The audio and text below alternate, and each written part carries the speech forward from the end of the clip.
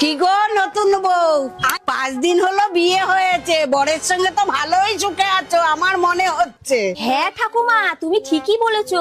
আমি আমার বরের সাথে খুব সুখেও আছি আর অনেক আরামেও আছি। হ্যাঁ, তোকে দেখলে বোঝাই যাচ্ছে। কিন্তু ঠাকুমা, এই 5 দিন ধরে তোমার নাতি আমাকে একটা রাতও ঘুমাতে দেয়নি।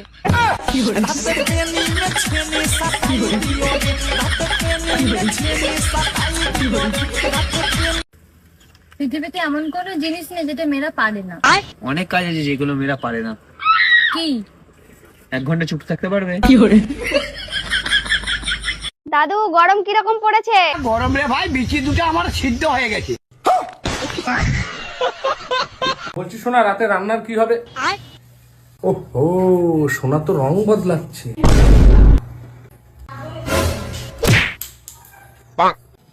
দাঁড়া।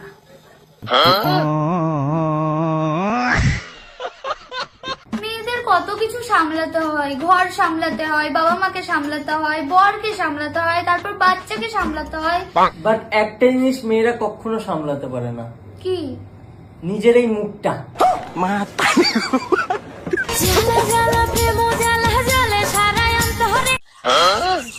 যে মেয়ে যতই শিক্ষিত হোক, সুন্দরী হোক, এ চাকরি সে পাবেই বিনা ফর্ম ফিল আপে। আচ্ছা বলো তো, মেয়েদের তৈরি সব থেকে বড় যন্ত্রের নাম কি? ষড়যন্ত্র।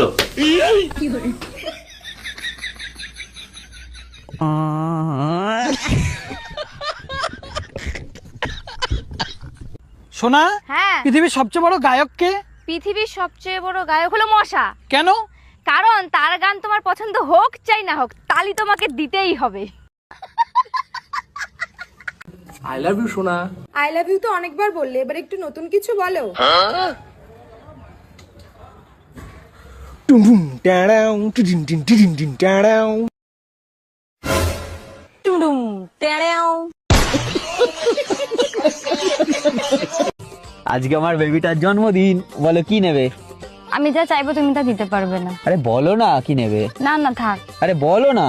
2 মিনিটের বেশি টিকে থাকতে পারবে?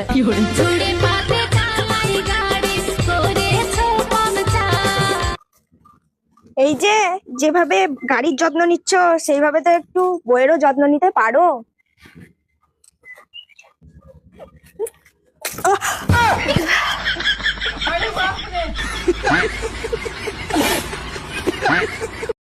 ছেলেদের ছোট থেকে বড় অবধি একটাই বায়না থাকে, দুধু খাবো। বালে শ্বশুর বাড়িতে আর যাবোই না, শাশুড়ি আর ননদ মিলে জ্বালিয়ে খেলে। এখন 1-2 বছর বাপের বাড়িতে থাকবো, বাপের বাড়ি থাকার মজাটাই আলাদা। আরে মা, কোথায় গেলে? আরে মা, তুমি এখানে বসে আছো? আরে মা, কি ব্যাপার, তুই হঠাৎ শ্বশুর বাড়িতে কিছু না জানিয়ে চলে এলি? আরে মা, আর বলো না। এই নাও মা চা। হ্যাঁ দাও। আরে মা, তুই থামলি কেন? তুই বল কেন চলে এলি? আর মা বলো না, আমার শ্বশুর বাড়িতে আমার শাশুড়ি আর আমার ননদ মিলে আমার জ্বালিয়ে মারলো। হ্যাঁ, সে কি বলছিস? হ্যাঁ, তবে নয়তো কি, সারাদিন শুধু ট্যাঁ ট্যাঁ ট্যাঁ ট্যাঁ করতেই থাকে। এ কি বলছো গো দিদি? হ্যাঁ গো বৌদি, ঠিকই বলছি। আরে দিদি, শুধু তুমি নয়, শাশুড়ি আর ননদের জ্বালায় সবাই জ্বলছে। হ্যাঁ, তুমি ঠিকই বলেছো। কবে যে আমার ননদটার বিয়েটা হবে, তাহলে আমি একটু শান্তিতে থাকতে পারবো। আরে দিদি, বিয়ে হয়েও কি শান্তি আছে? সেই দেখবে কদিন পরে পরে বাপের বাড়ি চলে আসবে মাথা খেতে। এই এসব ছাড়তে হবে, তুই কদিন থাকবি তাই বল। আরে মা, আমি যে প্ল্যান নিয়ে এসেছি, এখন 1-2 বছর থেকে যাবো। হ্যাঁ, এ কি বলছিস? হ্যাঁ মা, ঠিকই বলছি। আরে দিদি, তুমি যদি 1-2 বছর এখানে থেকে যাও, তোমার স্বামী শ্বশুর শাশুড়ি কোনো অসুবিধা হবে না? আরে আমি তো ওটাই চাই, ওদের অসুবিধাটা হোক, তবেই তো আমার কতটা বুঝবে। ও আচ্ছা আচ্ছা। আরে আমি ওটা বোঝানোর জন্যই তো ব্যাগপত্র গুছিয়ে নিয়ে বাপের বাড়ি চলে এসেছি। আরে ওরা খুব বার বেড়েছে, সবসময় টাটা টাটা করতেই থাকে। যখন 1-2 বছর যাবো না, একা একা সব করে খেতে হবে, তখন বুঝতে পারবে আমার কদর। ও, তবে এইভাবে ব্যাগপত্র গুছিয়ে নিয়ে শ্বশুর বাড়িতে চলে গেলে তবে ওরা কদর বুঝবে। আরে হ্যাঁ, তবে নয় তো কি। আচ্ছা ঠিক আছে, দাঁড়াও, তাহলে আমি এক্ষুনি আসছি। আরে মা, ও আবার কোথায় গেল? আমি কি করে জানবো কোথায় গেল?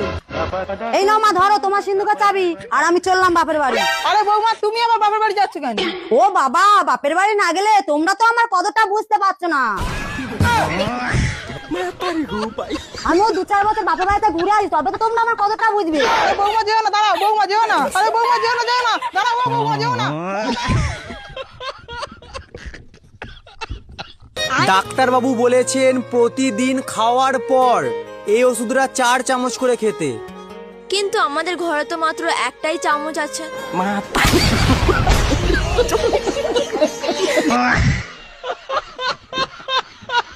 এই বলছি কি, কালকে তো তোমার জন্মদিন, তাহলে তুমি আমার থেকে কি গিফট নেবে বলো তো? কি গিফট নেব বলো তো?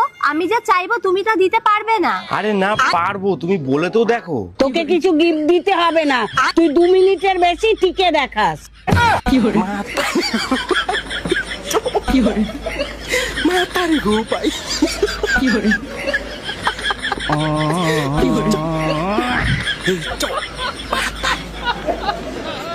বিয়ের আগে তো বলতে তুমি আমার পাগলের মতো ভালোবাসো, তো কোথায় গেল সে ভালোবাসা? আমি এখন সুস্থ হয়ে গেছি। আচ্ছা, তুমি যে সারাদিন রান্নার ভিডিও দেখো, একটু তো রান্না করতে পারো না?